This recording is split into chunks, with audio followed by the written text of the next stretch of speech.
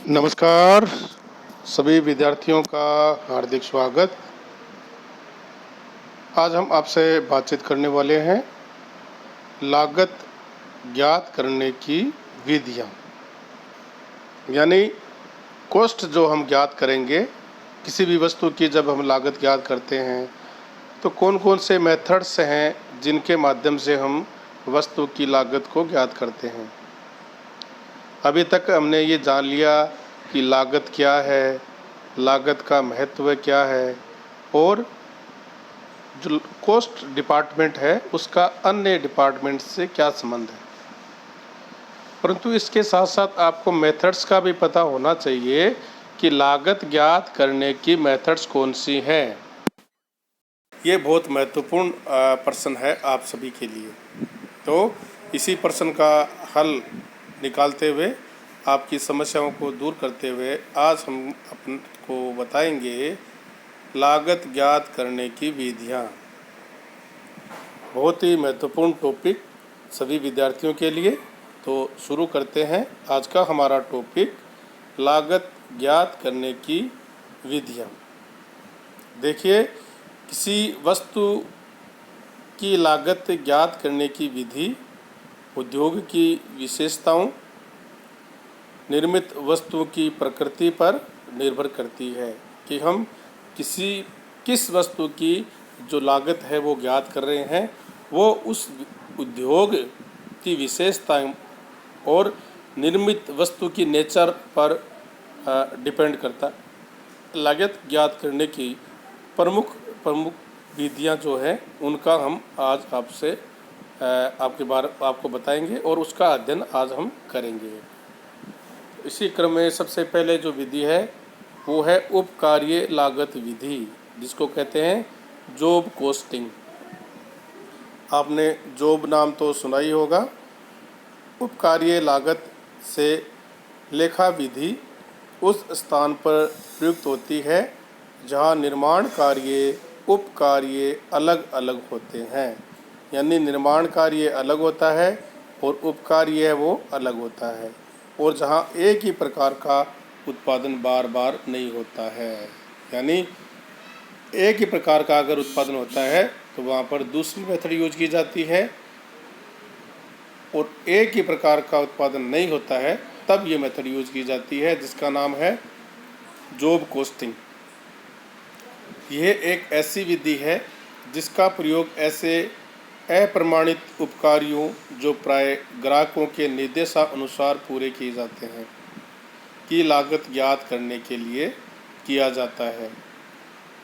यानी ग्राहक पहले आपको ऑर्डर देता है, ऑर्डर देने के बाद आप उसकी जो ऑर्डर है उसका पूरा करते हैं। तो यानी एक ही प्रोडक्ट को आप बार बार नहीं बनाते हैं। उसका उदाहरण प्रिंटिंग, जैसे आपको कार्ड छपाना है तो सब ग्राहकों की अलग अलग चॉइस होती है।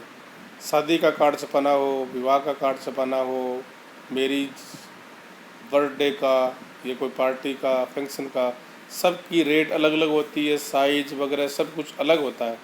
तो एक ग्राहक का जॉब अलग हो गया, दूसरे वाला आते ही उसको चेंज कर देंगे। वर्कशॉप में जब काम करते हैं तो वर्कशॉप में भी आपको जॉब के हिसाब से काम करना पड़ता है। आपको एक जॉब दे दिया जाता है, वो कंप्लीट होने के बाद दूसरा जॉब दे दिया जाता है।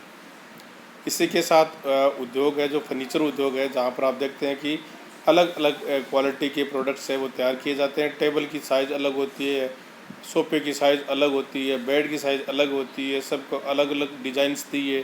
तो कहने का मतलब उस कॉस्ट को जब हम ज्ञात करेंगे तब हम जॉब कॉस्टिंग को इसमें यूज करते हैं। व्यापारिक, ढुलाई, कारखाने आदि सभी काम में जो वेल्डिंग का जो कारखाना है उसमें भी जॉब अलग अलग होता है। गेट्स की अलग होता है, खिड़की का अलग होता है, यानी सब के लिए अलग अलग जॉब होता है और उसी के अनुरूप ये कार्य आपको करना होता है। इसके बाद नेक्स्ट जो आता है, आपने सुना होगा ठेका लागत विधि, जिसको कहते हैं कॉन्ट्रैक्ट कॉस्टिंग। ठेका लागत विधि है वो बड़े निर्माण कार्यों से संबंधित लागत ज्ञात करने की विधि है। इसके अंतर्गत प्रत्येक ठेके की लागत और उस पर होने वाले लाभ अथवा हानि को ज्ञात किया जाता है। कोई ठेकेदार है तो वो ठेका जब लेता है तो उसमें कौन सी मेथड यूज करेगा? कॉन्ट्रैक्ट कॉस्टिंग, ठेका लागत विधि। और इस विधि में वो ठेके की जो टोटल लागत है उसको ज्ञात करेगा और उस ठेके से उसको कितना लाभ या हानि हुई उसको ज्ञात करेगा। इस विधि में ठेके पर कार्य करने वाले व्यक्ति या संस्था को ठेकादाता और ठेके पर काम करने वाले व्यक्ति या संस्था को ठेकेदार कहते हैं। वापस बता देता हूँ, ठेके पर कार्य देने वाला व्यक्ति कौन सा होता है? ठेकादाता। और ठेके पर कार्य करने वाला व्यक्ति ठेकेदार होता है। और ये विधि कहाँ यूज होती है? भवन निर्माण में, जहाज निर्माताओं में, सड़क बनाने में, पुल बनाने में आदि में ये मेथड यूज होता है, जिसका नाम है ठेका लागत विधि।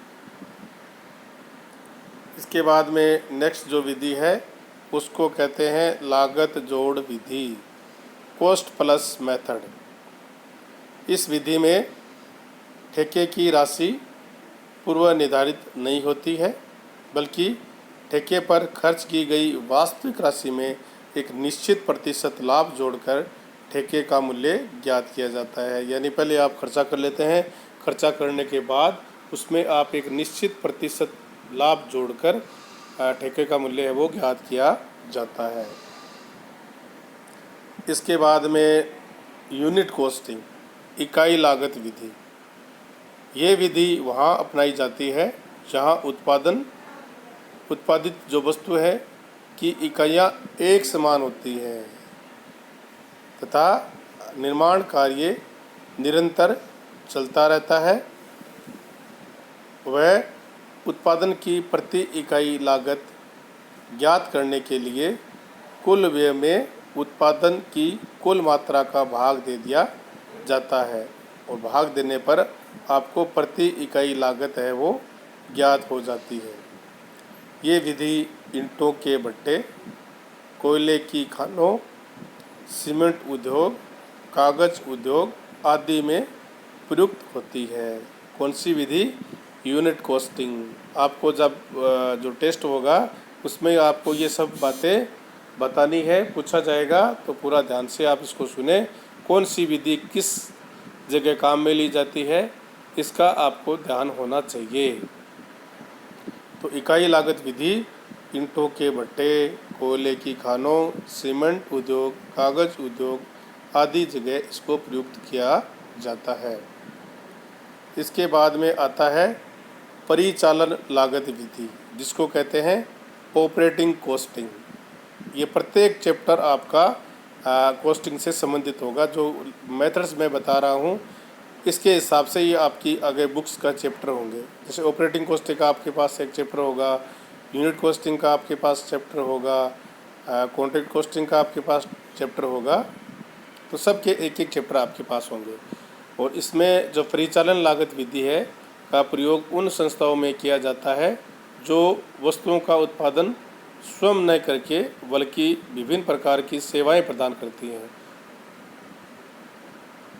वो क्या करती हैं? वस्तु का उत्पादन नहीं करती हैं बल्कि विभिन्न प्रकार की सेवाएं प्रदान करती हैं।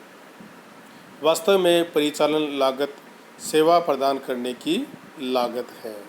ये विधि परिवहन निगम, विद्युत मंडल, जलदाय विभाग, यात्रा company, canteen, cinema hall, school, college तथा अस्पतालों में इसको प्रयुक्त किया जाता है, क्योंकि इन सब के माध्यम से आपको सेवाएं प्रदान की जाती हैं। यहाँ पर निर्माण कार्य वो नहीं किया जाता है। एक बार वापस बता देता हूँ, परिवहन निगम, विद्युत मंडल, जलदाय विभाग, यात्रा company, canteen, cinema hall, school, college तथा अस्पतालों द्वारा इसको प्रयोग किया जाता है।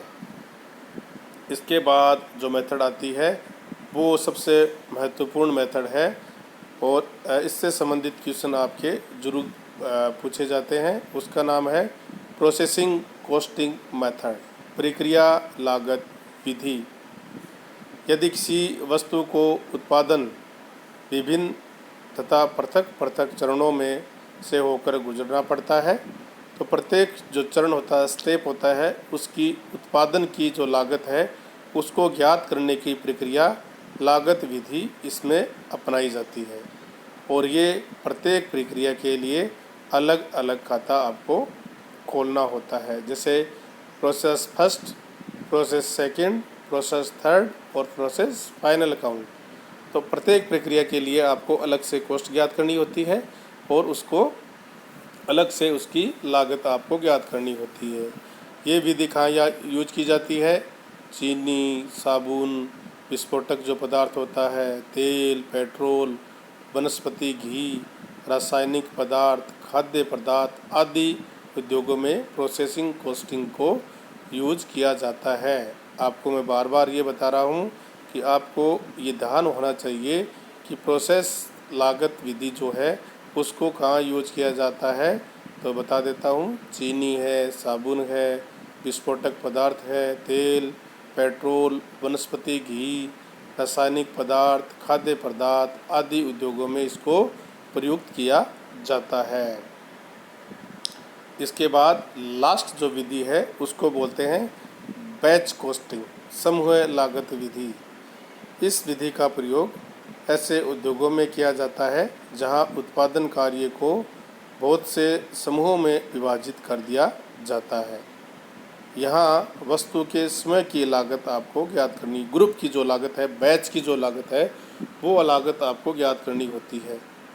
और इस विधि का प्रयोग ऐसे उद्योगों में किया जाता है जहाँ उत्पादन कार्य को बहुत से उद्योगों में विभाजित कर दिया जाता है और ये वस्तुओं की समय की लागत आपको इसमें ज्ञात करनी होती है।